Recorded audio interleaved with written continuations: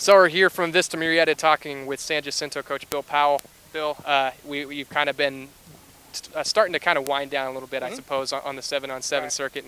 And what are you seeing from you guys right now? Well, I was pleased with what we did today. We went to Heritage last week, and we didn't really perform up to what really our standards are. I was not happy with the way we competed, everything. So we had a good week of practice. We came out here tonight. We looked a lot sharper on offense, just our routes and our catching the football and everything. So from that standpoint, I was pleased. We didn't play as well defensively tonight, but we're young, and it was a good opportunity for our young guys to keep getting reps. And you know, you come to an environment like at Vista Murrieta with the the great program they have here against some Southwestern League schools and a couple other schools that are in our division, and it kind of notches up the competitiveness. So it was a good day for us. It was good.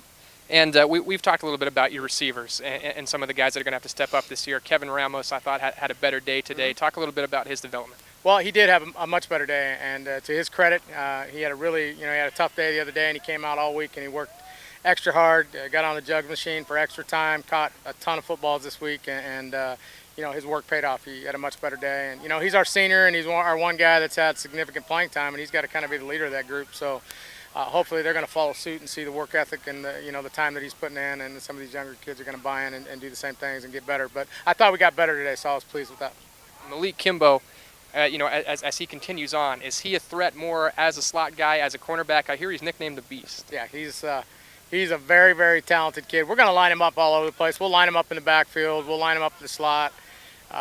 He's got a chance to be probably our best DB prospect that we've ever had here. He's just a very talented kid. Like I mentioned to you earlier, he played varsity basketball. He ran varsity track. So he's just a really, really special kind of athlete that he's got a chance to be really good. So I thought he had a much better day today too. We gave him a few more opportunities today to design some things just to get him the ball today and let him kind of do his thing in space. So we're excited about his development and the progress he's making. Kevin Clark is kind of what drives it all under center for you guys. He's the guy. Him and our offensive line. We got 4 starters coming back on our O-line, and Casey. And Casey had a great year last year. Was our leading rusher, and he threw the ball extremely well. He had a great touchdown-interception ratio. Took care of the football.